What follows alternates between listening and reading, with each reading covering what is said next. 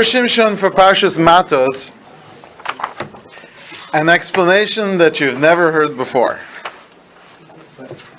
Medrash Yalkut. He starts off by quoting the Medrash on the verse Al Pasuk Achar Ta'asef Al Amecha, that after the war with Midian, Moshe Rabbeinu is going to be gathered unto his people. This is going to be the final act of Moshe Rabbeinu. After this war, he was going to leave the world. Amar lo HaKadosh Baruch Hu, says the Medrash, that God made the following deal with Moshe. Im ata rotza lichios shanim harbe. If you prefer, you can live many years. Lo yiru Yisrael nekama ba'ovehem, but the Jewish people will not merit to see vengeance against their enemies. V'lo tichavesh Midian lefnehem, and the nation of Midian shall not be conquered by the Jewish people. In other words, Hashem says to Moshe, if you stay in this world, if you choose that you would like to live long, that will be at the cost of the Jewish people avenging themselves from the Midianites. What's the connection? We'll have to give him a chance to explain all that. Right now he's just quoting the Medrash. Miyad Amar Moshe, says Moshe, Mutav shetikavesh Midian lifnehem v'yiru Yisrael mapala b'sonhem. Better let the Jewish people conquer the Midianites and let the Jewish people experience the downfall of their enemies. Ad kan l'shono, that's the language of the Midrash. And the Zera Shimshon's first question is, what's the connection? V'yesh l'daktek, I'd like to know, ma inyam Moshe in Milchemes Midian? What does Moshe and his life or death have to do with the war against Midian? So he goes straight into the words of the Kabbalists. Yesh lomar shekasvu amekubalim. He quotes from the Kabbalists. He does not cite them. It's not really clear who. They found some similar source. But here's what the Kabbalists say. Shekol melech osar. Every king or minister. Shebalasos nekama be'ezeh umah. That wants to go to war and take vengeance against a certain nation. Has to have some personal connection to that particular nation.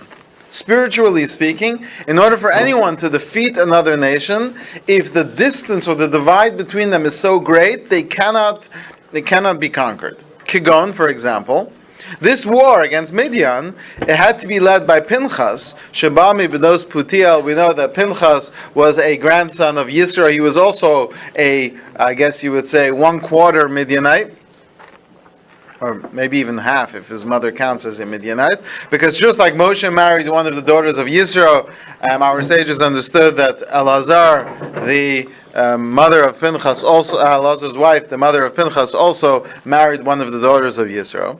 So Asa Nakama B'Midian, you need Pinchas to go to war against Midian because some stranger would have no connection enough to overcome them, I guess, on a spiritual level, which would then allow the Jews to win the war on a physical plane. Well, he's just replacing one stira with another stira. We have to see how he resolves the question. We have to give him a chance. Right now he's just quoting the Kabbalist. He's not answering the question yet. All right. David, Sheba Merusa Moavia. David, who is a descendant of Rus, Asa Nakama b'Moav. If you look in the Torah and the Navi, it describes David defeating the Moabites. Why? Because he was a descendant of Moab and he has some connection to Moab, and therefore he could overcome them. V'Yoshua, Shoyim Zera Yosef, Sheniz Gadol b'Beis Potifar. Yoshua was of the tribe of Yosef. Yosef was raised in the house of Potifar. So that's why he was able to be married to someone from the other side. Shalakach Rachav Azona. Yeshua was able to marry Rachav, the Zona, the one who saved the spies. And the Gemara tells us that Yeshua ended up marrying her. So for him to be able to do that, he had to have this being the descendant of Yosef, who had this connection to that level of immorality and overcoming it, allowing Yeshua to then be married to her. Vihi Yoda'azos, and she knowing this, meaning Yeshua, because he was on that level, Asa Milchama Ba'amalek, That's why Moshe sends Yehoshua to go to war against Amalek. So he says, the Amalek uBilam, these two words, Amalek and Bilam, gematria are the same numerical value as B'Mitzrayim. They're the same numerical value. Ki B'Mitzrayim, Ba'Bilam B'Koach Amalek, Litein Eitza Leparo. Again, we haven't explained any of this, we're just reading what the Kabbalists say, that Amalek can take on different forms, even though on a physical plane, Amalek is the son of Eliphaz, the son of Esav, but Amalek is really anyone who harbors such deep hatred for the Jewish people that it goes beyond any kind of logic. And that's why we say that the Nazis, Yimach Shemam, they were the Amalekites. Even if you could trace back any of these people and find that they're not descendant of Amalek, that would still make them Amalekites because they had a hatred that went beyond anything logical or anything that would make sense in the physical world. In the same way, Bilam, he has such hatred for the Jewish people in Mitzrayim. As the Gemara tells us, Shlosha hayu ba'osa eitza, there were three who were in that council. Bilam was the one who was pushing and driving Paro to destroy the Jewish people and to throw the babies in the water, and all these other extreme decrees. So Amalek and Bilam appear together in Mitzrayim. V'kan vayavo Amalek, and we're told that when the Jewish people leave Mitzrayim, Amalek shows up. Me'echem ba, from where did he come? Amruzal, Shaba me'etzel Bilam Arash, and the Medrash tells us that Amalek had been convening with Bilam and went to go to war against the Jewish people. Amalek, who rosh l'klipos. Amalek, he is the head, the worst, the leader of the other side, the klipos literally being husks. He is the head of all the husks, of all the shells, of the forces of evil.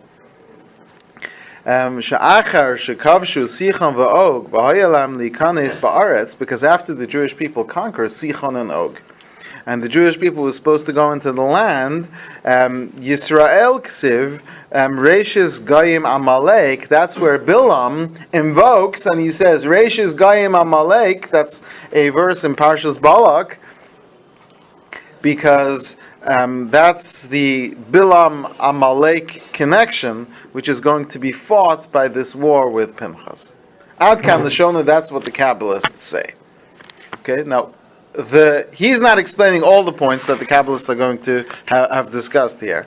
But the main point here is that in order for a person, a Jew, to be able to overcome a certain peoples who are our enemies, there has to be some deeper connection there, and maybe even some source. Now, we've discussed this a little bit before with the Parshas Vayishlach. The Haftorah for Parshas Vayishlach is the book of Ovadia. It's the one of the only two times that we read an entire book as a Haftorah. Let's see if anyone can think of the other one. Yonah and Yom Kippur, right? But Ovadia, even though technically it's only 1/12 of a book because it's Trei Asar, but we read the book of Ovadia. Why? Because Ovadia was a ger. He was a convert. He was the only ger who was himself a navi. And his prophecy is all about the downfall of Esav. And in Parshas Vayishlach, we describe the Esav and his family and all the things which they did. So the appropriate haftorah for that is the book of Ovadia, which describes the downfall of Esav, which is foretold by Ovadia, who was a ger, a descendant of Esav. So it has to come from there. It has to come from Esav's own descent comes the force or the foretelling of the destruction of Esav. Now he's going to explain why that is, but that's an idea we've seen before, that he's trying to use that to explain why it is that it has to be Pinchas who has to lead the war against Midian. Did he have it in the war before he became Jewish, or he had it prior to that? No, Ovadia only becomes a Navi once he's a Jew. Okay. But I'd like to know what's the reason. Ma'u atam shetzarich shezeh hamelech osar yeh lo chiber mosa uma she'osa nekama. What is the reason why you need that the king or the leader should be someone who has a connection to that nation in order to take vengeance? Why can't any Jew lead the vengeance against our enemies? So he goes to a place I don't think anyone would have dreamed to go to. The halachas of Sefer Torah. The Isa b'Shulchan Aruch Arachaim, there's a halacha in Shulchan Aruch Arachaim, Tashmishei Kedusha, that objects that are serving something which is Kodesh, Kigon Tikshel Tefillin, your Tefillin bag, Umezuzas, or the case for the mezuzah, Usvarim, or the case, the bookshelves that hold Svarim, Yesh lahem kedusha. They also have holiness, but tzarach lagonzam, and they need to go to Geniza. They need to go to Shemus. Many people don't realize that bookcases. Well, bookcases is a debate. We'll see, but seemingly, yeah, on a simple level, the bookcases need to go to Shemus. There's some debate about that whether it applies, but certainly any box or thing, people don't realize that if you buy a set of Sfarim, if you buy it with those sleeves. So there are many opinions who hold that if as soon as you get home you throw out the sleeves, you could throw it straight in the garbage. But if you put the books on the shelf in the sleeve, as if they are still meant to be there to protect the books and to keep them together, then you've decided and you've declared it to be a tashmish of Kedusha, and those sleeves that hold the books need to go into Shemus. Because they are tashmishe Kedusha. Tashmishe Kedusha means they are objects meant to serve something holy. So why is it that tzitzis don't need to be... So tzitzis are tashmishe mitzvah, which is different than tashmishe kedusha. Because tzitzis themselves don't have kedusha. For example, you can take tzitzis into the bathroom and things like that. So they're considered an object of a mitzvah. So while the mitzvah itself should be treated with dignity and not just thrown in the garbage, but tashmishe mitzvah, things that are used for the mitzvah, have no holiness in them at all. So, for example, if tzitzis are worn out, you could remove the tzitzis from the beged and throw the beged itself into the garbage, while the tzitzis should be wrapped nicely and not thrown directly into the garbage, but should be placed into a plastic bag and shown some dignity. But it still doesn't have the status of tashmishe kedusha, which are things which have intrinsic kedusha, such as sfarim or mezuzahs and tefillin and things like that. Svarim, you mean svarim that have Hashem's name in it. Like other svarim do not. Well, anything that would qualify as shemos. Right. So that's the halacha, that tashmishe kedusha also have kedusha, and they have to be buried. In fact, there was a great rabbi who insisted that they should make his casket out of the wood of his bookshelves. But I would recommend that only for someone who's actually used those books. Otherwise, they won't speak well for the person. But Ocham, furthermore, there's another halacha. The Aron Habanui B'choma, that if there's a Aron Hakodesh, meaning a bureau or a bookshelf that's built into the wall, Imasfarim is kalklimbo. If it's actually not good, meaning it's ruining the books or ruining the Sfarim, if it's not built in a way, it's built into the wall and it allows mold or mildew to get into the Sfarim, the halacha is Eimbo Kedusha, it has no holiness. If it's not supporting or protecting the Sfarim, it has no holiness. Upirish Magen Avram, the Magen Avram explains, the lochala alav kedusha miikara, that it never gets the status of holiness. The lo mikri tashmish today, because it's not called something which is protecting or helping the books or the Sfarim. Elamazik today, it's actually destroying, or it is to the detriment of the Sfarim. It is a negative force for the Sfarim, and therefore it has no kedusha. Ad kan l'shono. That's the halacha in Hilchos Sefer Torah. The sages of truth, that's another term for the Kabbalists, they tell us, Shekala neshamas hakadoshus, all the great souls, every one of the holy souls, mitchila haya biyad aklipos, is originally surrounded or contained or I wouldn't use the word kidnapped, but taken by the husks by the other side. It's true of every great soul that you can mention. He gives some examples. Kigon Avraham, Miterach. Avraham, his soul was born to Terach as if the other side was trying to steal Avraham and keep him from becoming who he was supposed to become. So they found not just some random guy of that generation, but the czar of idol making of that time. V'chein David haya b'Moav. David's soul was hidden in the realm of Moav. That's from his grandmother Rus, and she herself would take you back to the story of Lot and his daughters. At the Chsiv, as it says in Tehillim, written by David, Matsasi David Avdi, I found my servant David, and the Medrash tells us, Heichan Matsasiv b'Sodom.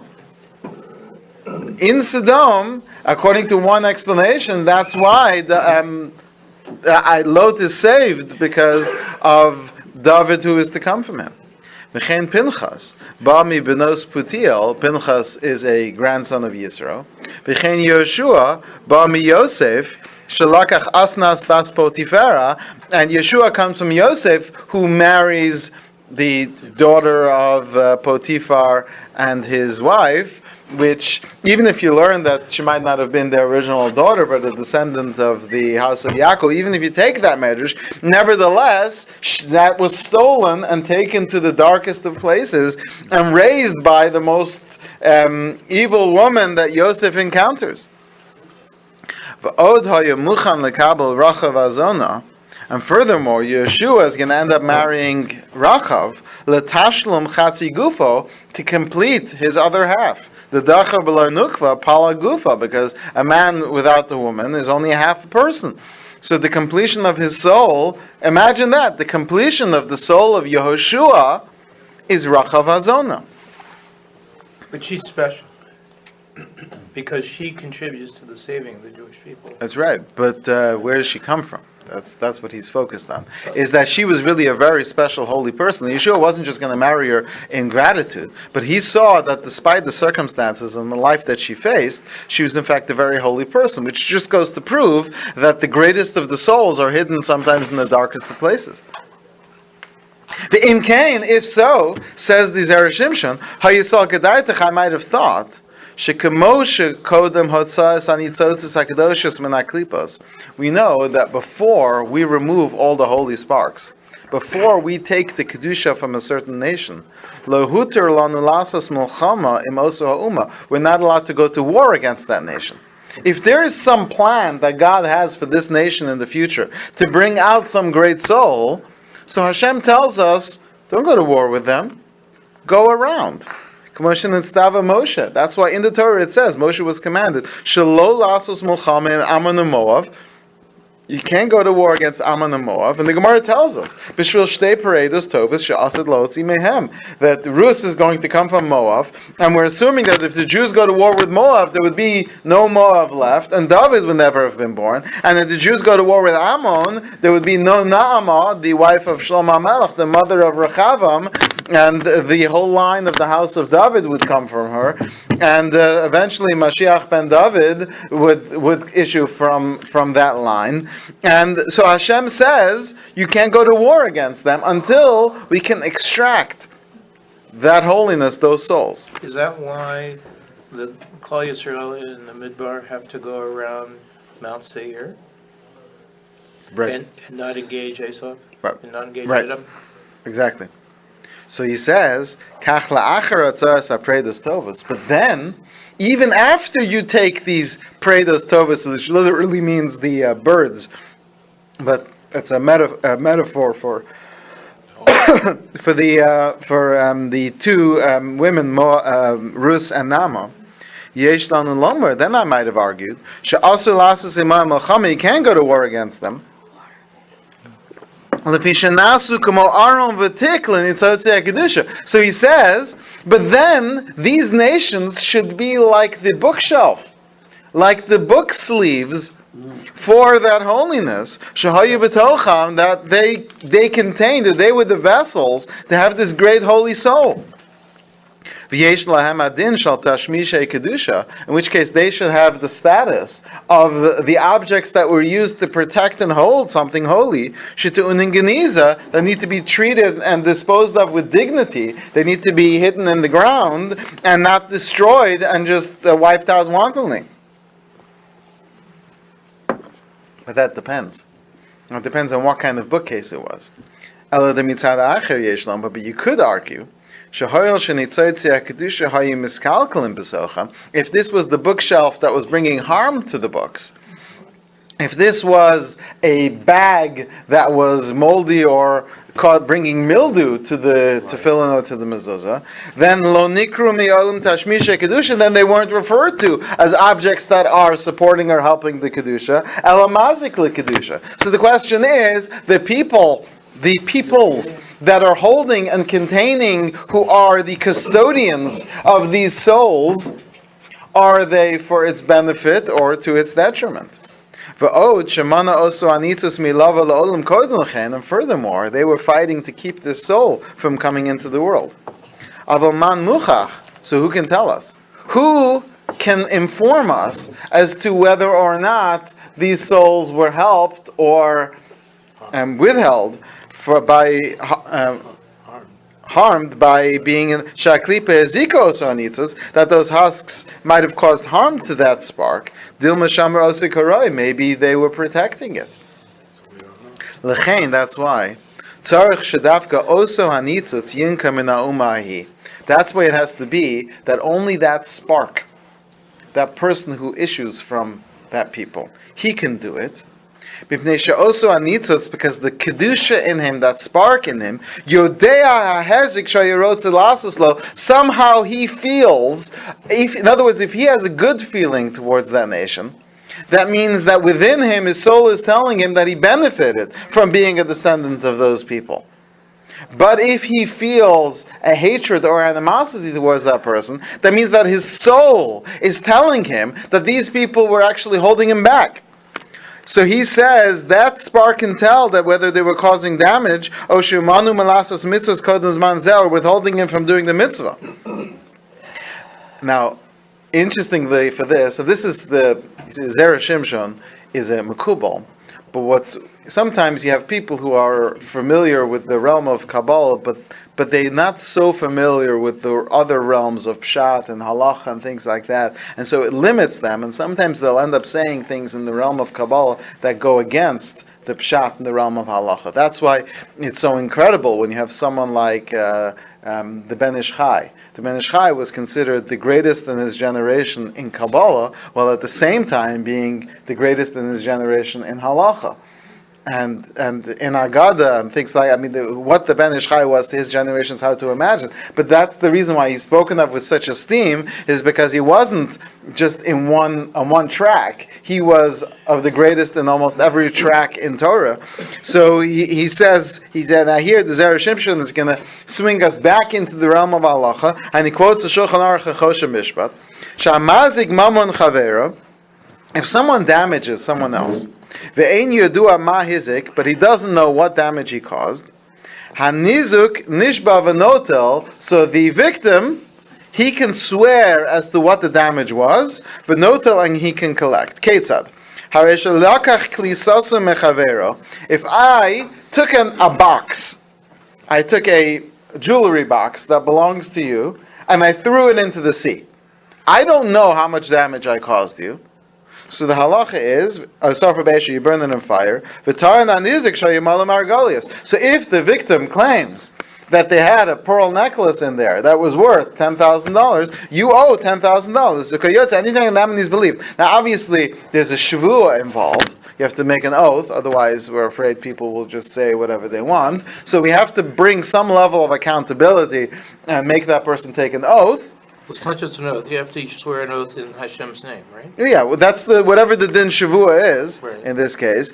But that person is believed because people know themselves and they're believed as to what kind of damage or harm was caused them. So he's saying, using that halacha, we, the Jewish people, we don't know what damage was caused, but the soul, the spark that came out of that place, knows and feels the experience that he went through. He says, "Avalam oso hanitzus lo yasa malchama va'oso ha'uma." But if that spark, that soul which escaped from there, doesn't feel that want or need to go to war, in case there was siman, that's a sign shelo kibel shum nezek mi'aklipa, that he was not harmed by being in that place. V'hador shall also anitzlik, that the entire generation of that spark, or that tzaddik, ein yachalin kami asuma, are prohibited from taking vengeance against those people. V'pnei she'adarab, on the contrary, asa tov l'dor hazeh, because those people, we have to actually show gratitude to that. That generation is to show gratitude. That they kept this soul safe to provide it for our generation. Then you could say that the husk did not cause damage to the holiness. And we have to look at those people as the bookcase that held this holy book. It's interesting that by Mitzrayim, we also say that there should be a little bit of Hakora Satov, that they, even though they were so horrible to us, but nevertheless, they kept us. Right, but there the question is, we did have a benefit, right, but they weren't intending for that benefit. That's where you run into a Hashem had to take us out himself to do that, and it wasn't like a Pinchas, right? Well, but it kind of was, because you see, Moshe is also raised in the house of Paro. So right. But I'm saying this would fit. This right. would be another reason behind the scenes of right. why Mitzrayim maybe was guarded.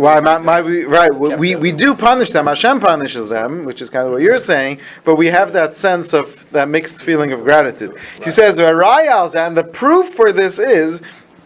He's repeating his point, but he's making it clear that the spark has to demand vengeance. And if that spark doesn't demand vengeance, that means that the rest of us shouldn't feel that way. So the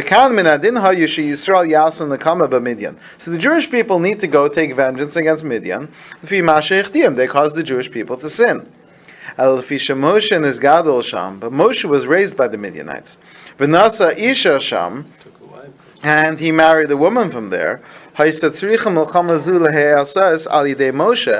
why Hashem has to command Moshe to do it. That the fact that they were holding on to this great soul, we would assume that that's referring to both Moshe and Moshe's wife Zipporah. If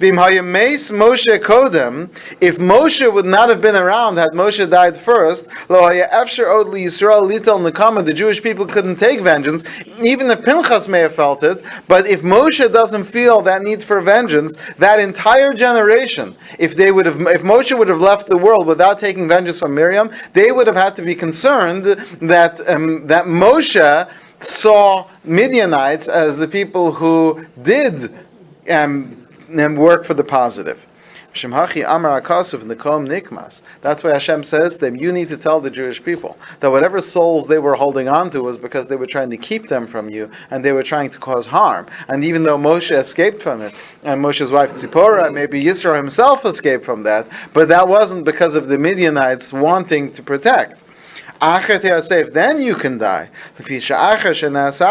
Once you've died, the Jewish people would not be able to take vengeance. So he's understanding it's not that Hashem is saying to Moshe, after you do this, then you're going to die. He's learning is the other way. Moshe Rabbeinu needs to die. But if Moshe Rabbeinu dies, the Jewish people will have to be concerned that maybe Moshe did have a positive perspective towards Midian, which would force them to have a positive perspective towards Miriam, and they would no longer be allowed to go to war, even if Pinchas would have felt something negative. So Hashem says to him, it's you and Pinchas, I want you to send the Jewish people to war. Pinchas actually leads the war, and the fact that both of them felt like they had escaped from there after an attempted harm on the part of the Midianites, that allows the Jews to go to war against Midian. I have two questions. First is, what happened to Hakarat HaTov? I mean, we say Moshe didn't, hit the water to turn to blood, and he didn't do it for Tzfardea because he had Hakarat HaTov for the water that saved him. What about Hakarat HaTov for having his wife there, for keeping him safe until he needed to come to Well, this is the way I understand it. We have a whole Pesach night where we celebrate. We do the destruction of the Egyptians. The question is, it says in the Torah that we're supposed to appreciate the Egyptians, and the lo sasayev mitzri, don't despise them because you were strangers in their land and they hosted you. So the way I understand that is that when we talk about appreciating people who hosted you, even if they caused you harm, let's create an example. Let's say a person is stuck. What? Yeah, what happened when Yaakov was with him? By Lavan. Yeah. So this is the way you have to understand. Let's say you stay at someone's house. This is a strange example, but work with me here. Let's say you have to stay somewhere overnight, and you don't have a place to stay, and so someone makes arrangements for you to stay at a house. And so what happens is, this is strange, but just work with me here, the person invites you into their house, takes you down to the basement, and says, this is your room, sends you into the room, and locks you in. You turn on the light, and there is nothing on the floor except a pitcher of water and a pile of straw. Now, no one has slept on a pile of straw in 100 years, but yet somehow you are being told that you should sleep here overnight on this pile of straw, and then in the morning, after you take your achy bones, after sleeping overnight basically on the hard floor, they open the door and they say, now get out of my house. Appreciate or not appreciate? If it's stormy outside, you appreciate it. So you have to appreciate the amount of appreciation that's expected for that amount of hosting that this person did. But that doesn't mean that you should marry your children to their children. So, and when we talk about gratitude, it means you still have to think about and appreciate this person for what they've done. But if they've caused you harm and led you on to believe that you were going to have something and instead you had something else. So when we talk about the Egyptians, the Torah tells us that a third generation Egyptian we are required to allow in. While an Ammonite and a Moabite, we don't allow them in at all. The women are fine. But the men we don't allow in ever. And Amalek, we don't accept Gerim from them. But with the Egyptians, we appreciate them enough that their first generation was still going to reject. And the second generation, the third generation, once they've gone a certain distance, we can now say, up to this point, you're far enough from being an Egyptian. We're talking about the third generation Jew. That means that the first generation converted and they can't marry a regular Jew, then the second generation, and then the third generation Jew, which is someone who was born and their grandparents were Jewish. We have enough gratitude to the Egyptians to allow that. And it's a mistake that many people make when they say that you're supposed to have gratitude to someone who hosted you even if they did something bad for you. And that's not true. You have to have a certain amount of gratitude. You have to balance that gratitude, because even if someone did something bad to you, if they also did something good for you, you have to continue to appreciate that good to a certain extent. If the first generation Mitzri wasn't allowed to marry a Jew, and the second generation Mitzri wasn't allowed to marry a Jew, how can there be a third generation that was a Jew? They would have to marry a fellow Egyptian convert, would be the simplest way to do it. And then, of course, you have a long discussion in the Gemara as to who else they can marry. Can they marry mamzerim? That would make their family mamzerim. Can they marry other gerim from other nations? This is a long discussion, but there's no shortage of whom they can marry. They just can't marry Kohen Levi Yisrael, that's for sure. Is there a difference between gratitude and nekama? You're talking about going to war. So, do we find examples in the Torah where you're not allowed to go to war against a previous generation that did wrong to you? What do you mean? Are there any can a nation go to war against another nation for something that was done in previous generations? Well, if you're supposed to, if you can't despise them, then you certainly wouldn't be able to. If we're supposed to show gratitude to the Egyptians, we certainly shouldn't go to war with the Egyptians just for the sake of going to war. Meaning, if they attack us, we can defend ourselves, but you wouldn't be allowed to punish them for what they've done if the feeling that we're supposed to have towards them is gratitude. But what we're saying is that that gratitude also has its definitions, and many people make the mistake of saying, or trying to compare. I've heard this argument many times. Well, yeah, this person harmed you. Parents who brought harm to their children, and people say, well, you have to show them gratitude and love because of. So now, many people feel like their parents, caused them. But we're talking about in a situation where there was actual, abuse and that kind of thing. So many people say, well, even the Egyptians, we have to show gratitude. No, you do have to show gratitude to the extent of what they might have done. But that doesn't mean that you erase the negatives and show the same kind of gratitude that someone else would have towards a parent that was a somewhat decent parent. And it could be even with parents. The level of gratitude should depend on how much they gave of themselves and how much they... But to say that just because they hosted you like the Egyptians, so therefore you have to have an equal amount, that's not necessarily true. All right, we'll leave the rest of this. Mitzvah Hashem, we'll leave it here and continue next.